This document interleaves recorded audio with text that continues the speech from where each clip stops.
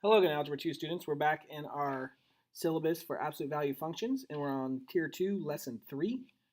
Let's check that off of our book. And here in Lesson 3, we're going to combine vertical and horizontal absolute value transformations.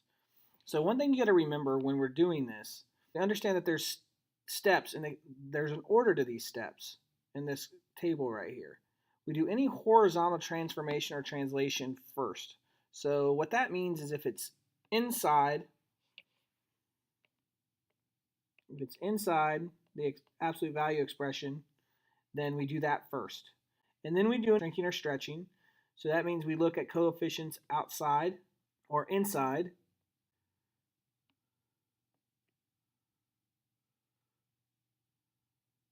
that are in front of x. And then we do any reflecting. So we have reflecting come from being a negative in front of the coefficient inside that is attached to the x, or negative in front of the coefficient outside.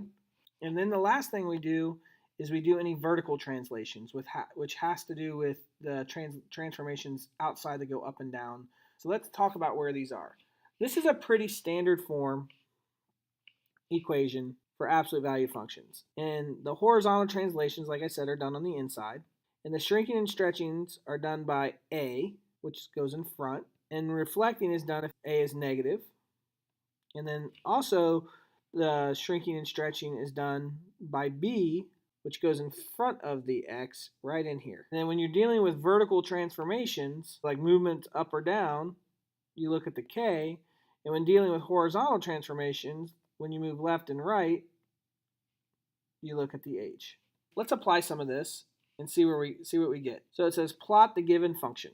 So the first thing I like to do always too is plot the parent function first. So remember, our parent function starts at the origin 0, 0, and it has a positive slope going to the right and a negative slope going to the left of 1 both ways.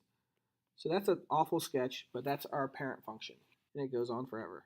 Using what we know from Tier 1, we can come back up here to the top and use this table as well. And if you remember, we do the horizontal transformations first and then the verticals last, because in this function right here, there's no shrinks or stretches or compressions or reflections. We know that we're going to do the horizontal first, which is right inside here.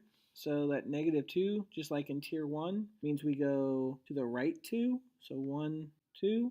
And then this vertical transformation goes up 4. So we go 1, 2, 3, 4.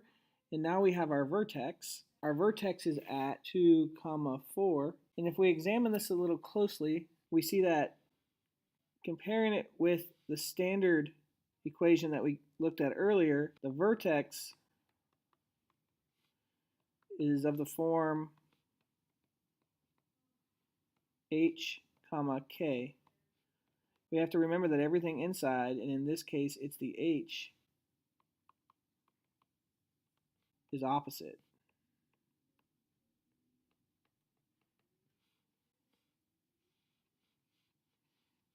That's how I knew to go right 2, and it's a positive 2, not a negative 2, because when it's inside, it's opposite. Then I have my vertex. What I want to do is I want to pick some x values to the right and to the left of my vertex, which I did not do a very good job. So I'm going to scribble those out real quick and re-pick them. So my vertex is at 2, 4, so this should be a 2, and we know we have a 4. And then I would pick 3 and 4 and regular 1 and 0. And when you put 0 in for x, you get -2, and the absolute value of -2 is 2 plus 4 is 6.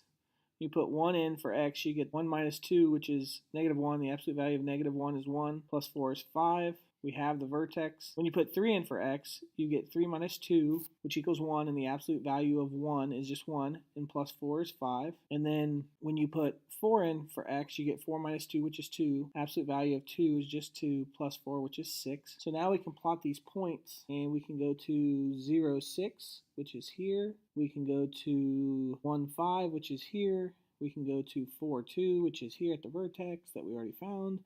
We can go to 3, 5, which is here, and we can go to 4, 6, which is here. And we can sketch our lines.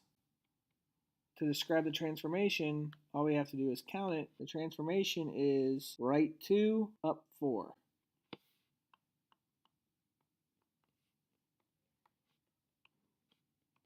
Now that we've done the table once, I don't believe that we need to do it again. So I think we can just cross out this table and use what we've gotten from previous lessons. So the first thing you want to always do again is plot your parent function. Here's my parent function. And then after we plot our parent function, we want to use the table at the top here again. We want to do our horizontal translation first. Then we want to do our vertical translation next. And remember, we do not have stretching or shrinking, and we do not have reflecting. So in here I have a +4, but remember anything inside is opposite. So I'm going to go -4. So 1, 2, 3, 4. And then outside is just regular. And I'm going to go down 2. 1, 2. So here's my vertex at -4, -2. And knowing what I know from previous lessons that I haven't shrank or compressed it, that this is just my parent function again, left 4, down 2. And I can graph it, knowing that. So then describing the transformation, we went left 4, down 2.